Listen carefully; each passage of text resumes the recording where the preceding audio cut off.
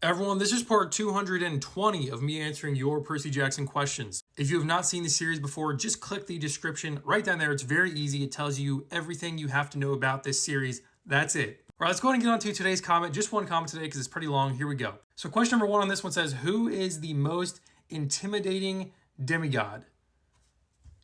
I mean, it's got to be Percy Jackson, right? Because he's the most powerful. Like, the most powerful is the most intimidating, right? Although, to be fair, Nico D'Angelo is also very powerful. And he's probably more intimidating because he's like the son of the god of death, basically. Like, not the god of death, the god of the underworld. You know what I mean, though.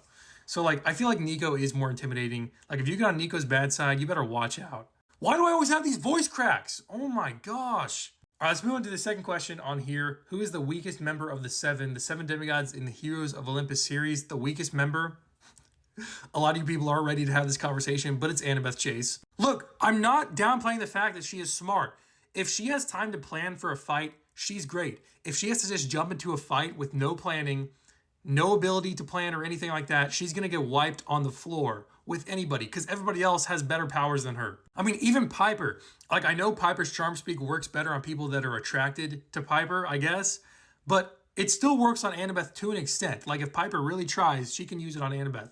So even then, Piper would still win. So yeah, my answer to this question number 2 is Annabeth, easily. And I can't wait to see all the people in the comment section. Oh, he hates Annabeth Chase. Oh. Okay, let's move on to question number 3 here. It's actually really long. It says, do you think there's a demigod that can stand up to Percy and fight besides Nico? And no, they wouldn't fight. And no saying Annabeth would just tell him to stop because Percy doesn't just like listen to whatever she says and is like her dog. I've seen too much of Percy being portrayed like Annabeth just tells him what to do. Yeah, I know exactly what you're talking about. Like, I've said many times that if Percy and Annabeth were to fight each other as enemies, Percy would win easily. It wouldn't even be close. And then there's always people in the comment section that are like, well, Percy would never attack Annabeth. It's like, I just said they're enemies. It's a fake scenario where they're enemies. Of course Percy would attack Annabeth if they're enemies, and Percy would easily beat her. But going back to the original point, if you're just assuming that Percy would never attack Annabeth because he loves Annabeth, why would Annabeth attack Percy? She also loves Percy.